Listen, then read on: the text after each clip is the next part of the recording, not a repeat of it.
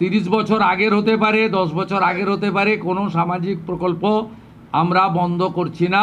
নমস্কার বন্ধুরা, যুব শক্তি এবং অন্নপূর্ণা ভান্ডার নিয়ে বড় খুশির আপডেট। কবে টাকা ঢুকবে জানিয়ে দিলেন মাননীয় মুখ্যমন্ত্রী শুভেন্দু অধিকারী। দেখো বন্ধুরা, আজকের প্রথম ক্যাবিনেট মিটিংয়ে মুখ্যমন্ত্রী শুভেন্দু অধিকারী মহাশয় তিনি কিন্তু পরিষ্কার জানিয়ে দিয়েছেন যে অন্নপূর্ণা ভান্ডারের যে টাকা 3000 টাকা সেটা কিন্তু 1 জুন থেকে প্রত্যেক মা বোনদের অ্যাকাউন্টে ঢুকিয়ে দেওয়া হবে। এর সাথে সাথে তিনি কিন্তু আরও জানিয়েছেন আগের যে সমস্ত প্রকল্পগুলো চলছিল কোনো প্রকল্প বন্ধ হবে না, প্রত্যেকটা প্রকল্প তেমনভাবেই কিন্তু চলবে। অর্থাৎ তোমাদের মনে যাদের প্রশ্ন ছিল যে দাদা যুব শক্তির টাকা কি আমাদের ঢুকবে, তোমরা অনেকেই আমার আগের ভিডিওতে কমেন্ট করেছিলে, তাদের চিন্তা দূর হলো। আগের কোনো প্রকল্প সেই টাকা কিন্তু দেওয়া বন্ধ হবে না, এমনটাই তিনি জানিয়েছেন মুখ্যমন্ত্রী শুভেন্দু অধিকারী।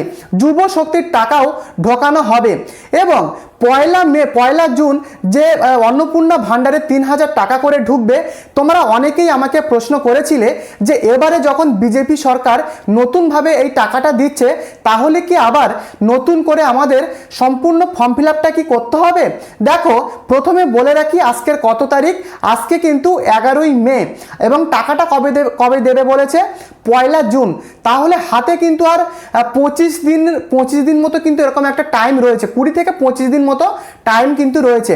অতএব 1 জুন থেকে যদি লক্ষ্মীর ভান্ডারের টাকা ঢোকে, অন্নপূর্ণা ভান্ডারের যদি টাকা ঢোকে, সেক্ষেত্রে কিন্তু কোনো রকম ফর্ম ফিল আপ যদি করা হয় সেক্ষেত্রে কিন্তু টাকা না ঢোকার কথা। কারণ ফর্ম ফিল আপ যদি নতুনভাবে করা হয় তাহলে একবার ভেবে দেখো 1 জুন থেকে কিন্তু টাকা ঢোকানো সম্ভব না। কারণ নতুনভাবে যদি ফর্ম ফিল আপ হয় সেই ফর্ম ফিল আপটাকে ভেরিফিকেশান হবে, যাচাই হবে, তারপরে সেটা অর্থ দপ্তরে যাবে, সেখান থেকে টাকা আসবে।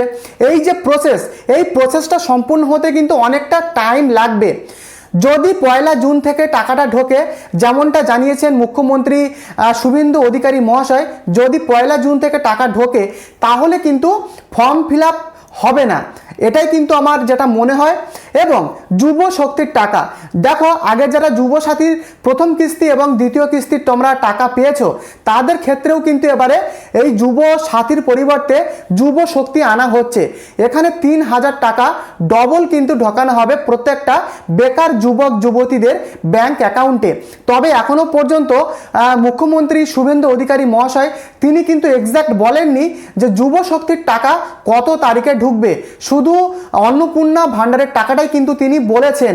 তো বুঝতে পেরেছো, যুব শক্তির টাকাও আশা করা যায় জুন মাসের ফার্স্ট উইক থেকে ধাপে ধাপে টাকা ঢোকা শুরু করবে। এর সাথে তোমরা অনেকেই আমাকে প্রশ্ন করেছো যে দাদা মুসলিম মা বোনেরা অন্নপূর্ণা ভান্ডারের 3000 টাকা কি পাবে? দেখো, পূর্বে ভোট যখন বিজেপি সরকার তারা যখন ভোটে লড়ছিল তখন তারা বিভিন্ন জনসভা মঞ্চ থেকে তারা কিন্তু বলেছিল এই যে অন্নপূর্ণা ভান্ডারের 3000 টাকা আনা হবে, প্রত্যেক মা বোনেরাই কিন্তু টাকাটা পাবে। কোথাও কিন্তু তারা বলেনি যে মুসলিম মা বোনেরা টাকাটা পাবে না। সেহেতু প্রত্যেক মা বোনেরা পশ্চিমবঙ্গের প্রত্যেকের অ্যাকাউন্টেই কিন্তু টাকা ঢুকবে এবং যুব সাথীর টাকাও কিন্তু জুন মাসের ফার্স্ট উইক থেকে ঢোকা শুরু করবে। দেখো, এটা তো শুভেন্দু অধিকারী মহাশয় মুখ্যমন্ত্রী তিনি তো বলেইছেন, তবে অফিসিয়ালি নোটিফিকেশান না আসা পর্যন্ত একদম জেনুইনভাবে বলা পসিবল না।